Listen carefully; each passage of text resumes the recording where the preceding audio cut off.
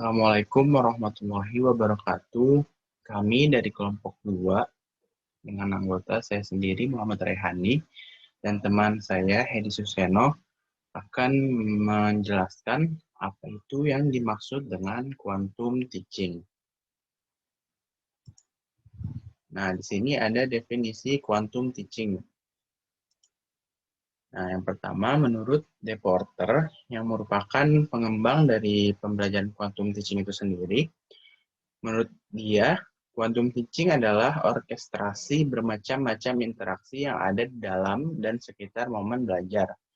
Interaksi-interaksi ini mencakup unsur-unsur untuk belajar efektif yang mempengaruhi kesuksesan siswa. Interaksi-interaksi ini mengubah kemampuan dan bakat alamiah siswa menjadi lebih baik yang akan bermanfaat bagi mereka sendiri dan orang lain. Nah, untuk definisi secara umumnya, quantum teaching adalah sebuah metode dan proses pembelajaran dalam kelas yang mengoptimalkan interaksi berbagai unsur yang ada pada siswa dan lingkungan belajarnya. Dalam interaksi ini, berbagai unsur belajar yang efektif dilibatkan, yaitu antusiasme dan semangat belajar siswa. Dari dua definisi ini, kita bisa lihat bahwa quantum teaching itu sendiri memaksimalkan segala interaksi yang terjadi pada saat proses pembelajaran. Selanjutnya, asas quantum teaching. Nah, asas yang dipegang pada pembelajaran quantum teaching itu adalah sebagai berikut. Bawalah dunia mereka ke dunia kita, dan antarkan dunia kita ke dunia mereka. Menurut Megawati dan kawan-kawan, cara penerapan asas tersebut adalah dengan mengaitkan apa yang diajarkan guru dengan peristiwa, pikiran, atau perasaan yang diperoleh dari kehidupan rumah, sosial, atletik, musik, seni, rekreasi, atau akademik siswa. Setelah kaitan terbentuk, guru dapat menerapkan konsep bawalah dunia mereka ke dunia kita. Artinya, pendidik harus melakukan pendekatan kepada siswa sebelum memulai pembelajaran, agar pendidik dapat lebih mudah mengantarkan materi yang akan diajarkan kepada siswa. Nah, kemudian ada prinsip quantum teaching. Prinsip quantum teaching ini ada 5 ya, kalau bisa dilihat di layar. Yang pertama, segalanya berbicara. Prinsip segalanya berbicara mengandung pengertian bahwa segala sesuatu di ruang kelas berbicara, baik itu secara lisan ataupun gestur dari peserta didik itu sendiri. Yang kedua, segalanya bertujuan. Semua upaya yang dilakukan guru dalam mengubah kelas mempunyai tujuan, yaitu agar siswa dapat belajar secara optimal untuk mencapai prestasi yang tinggi. Nah, di sini artinya segala yang dilakukan pada proses pembelajaran quantum teaching tujuannya hanya satu, yaitu membantu siswa mencapai prestasi yang diharapkan. Kemudian pengalaman sebelum pemberian nama.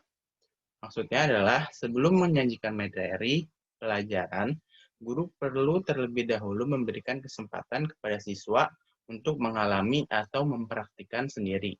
Artinya sebelum mulai menjelaskan, guru membebaskan siswa untuk mengeksplorasi materi-materi yang akan diajarkan nanti, sehingga setidaknya para siswa itu sudah mengenal secara singkat materi yang akan diajarkan. Yang keempat, akui setiap usaha. Pengakuan terhadap usaha siswa dimaksudkan agar mereka dapat lebih mencapai hasil yang lebih baik. Perlu ditegaskan bahwa dalam quantum teaching ini tidak dikenal istilah gagal, yang ada hanyalah hasil dan umpan balik. Nah, yang terakhir, jika layak dipelajari, maka layak pula dirayakan. Dalam proses pembelajaran, guru dan siswa perlu sering-sering merayakan kesuksesan belajar dan menghubungkan belajar dengan perayaan. Bentuk perayaannya misalkan tepuk tangan, 3 kali hore, jentikan jari, kejutan, dan lain-lainnya. Selanjutnya akan dijelaskan oleh teman saya, Edi Suseno. Baik, saya akan mempresentasikan mengenai penerapan dan langkah-langkah dalam quantum teaching. Kita next dulu, sebentar. Oke, pada penerapan quantum teaching hanya akan bisa terjadi apabila adanya kerjasama. Jadi di sini sebutnya kolaborasi antara peserta didik dengan pendidik. Di sini sebagai gurunya.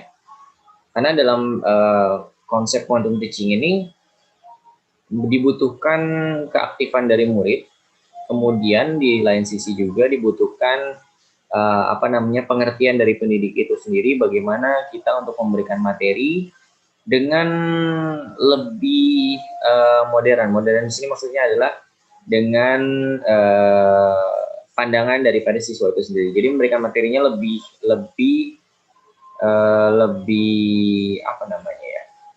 bukan konvensional, tapi lebih bisa dipahami lah oleh siswanya. Jadi mungkin pendekatannya berbeda dengan pendekatan konvensional yang seperti biasa. Nah, ini adalah langkah-langkah yang bisa dilakukan untuk menerapkan quantum teaching. Yang pertama adalah tumbuhkan. Jadi dalam proses ini kita harus menumbuhkan dulu pertama minat siswa tersebut untuk mau belajar terhadap pelajaran yang kita ajarkan. Misalkan contohnya adalah matematika. Pertama kita harus menumbuhkan dulu keinginan mereka untuk memang menyukai matematika. Kemudian yang kedua adalah alami. Jadi di sini guru ini memberikan misalkan menceritakan pengalaman yang pernah dialami oleh siswa itu juga. Misalkan dalam matematika itu transaksi jual beli, transaksi jual dan juga beli dengan uang misalkan.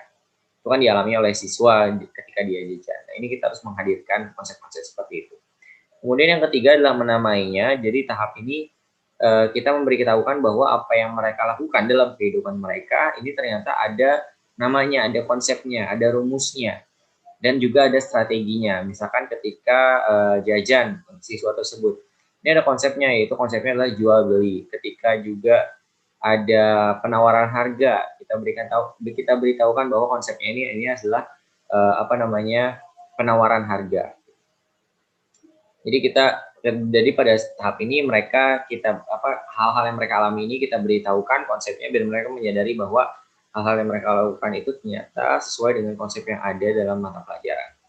Selanjutnya adalah mendemonstrasikan. Jadi pada tahap ini menerapkan pengetahuan yang mereka sudah memiliki terhadap kasus-kasus yang mungkin mereka alami yang mirip-mirip tapi mereka alami dalam kehidupan mereka. Misalkan kayak tadi transaksi jual beli di sekolah, misalkan ternyata mereka juga pernah melakukan yang lebih tinggi dari itu, misalkan kayak mereka yang menjualnya, kemudian mereka juga melakukan penawaran dan lain sebagainya. Kemudian diulangi, tahap selanjutnya adalah tahap ulangi, yaitu menegaskan kembali bahwa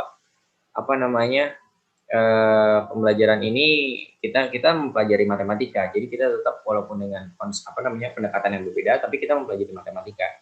Maka setelah mereka memahami konsepnya, mereka melihat ternyata mereka pernah melakukan hal tersebut, maka kita tes kembali pelajarannya melalui latihan soal maupun lain sebagainya. Kemudian terakhir adalah merayakan. Jadi selalu setiap di akhir dari proses quantum teaching ini adalah memberikan apresiasi kepada peserta didik apabila mereka telah mencapai ilmu pengetahuan yang kita harapkan, atau mereka telah mempelajari ilmu pengetahuan yang kita harapkan untuk mereka pelajari. Bisa berbagai macam, boleh dalam bentuk ujian, boleh dalam kegiatan berkelompok seperti menyanyi bersama, atau mungkin yang sering dilakukan seperti dalam PAUD misalkan atau PGSD, mereka memberikan bintang ya, ada yang disebutnya reward bintang seperti itu apabila mereka banyak menjawab pertanyaan atau mereka memenuhi kriteria yang kita harapkan. Nah, jadi kesimpulannya ini apa dari quantum teaching ini? Jadi kalau sejarah singkatnya dari kesimpulan dari quantum teaching ini adalah teknik model pembelajaran yang dikembangkan tahun 99, dipeloporinya oleh Bobby DePorta dan Mark Reardon. Jadi dalam pembelajaran ini itu harus ada yang pasti adalah keaktifan siswa, maka dibutuhkan adanya peningkatan keaktifan siswa. Kemudian ternyata dengan adanya peningkatan keaktifan siswa ini, rata-rata nilai rata-rata kelas ini ternyata meningkat. Di sini dibuktikan, ditulis dalam kesimpulan ini, mulai dari sebelum diberikan tindakan ada 52 nilai rata-ratanya, setelah diberi tindakan dia menaik jadi 76, kemudian pada yang kedua kalinya 81, dan presentasi ketuntasan siswa pun meningkat dari 63% menjadi 82%. Jadi dapat disimpulkan bahwa model pembelajaran quantum teaching ini dapat meningkatkan keaktifan siswa, dan di lain pihak setelah keaktifan ini juga meningkat, dapat meningkatkan hasil belajar siswa, dan juga ini efektif untuk khususnya diterapkan pada pelajaran-pelajaran yang cenderung pasif. Misalkan seperti mereka kan biasanya hanya mendengarkan dalam pelajaran sejarah atau pelajaran-pelajaran bahasa. Ini kita bisa terapkan proses quantum teaching atau model pembelajaran quantum teaching ini. Sekian presentasi dari kelompok kami. Terima kasih. Wassalamualaikum warahmatullahi wabarakatuh.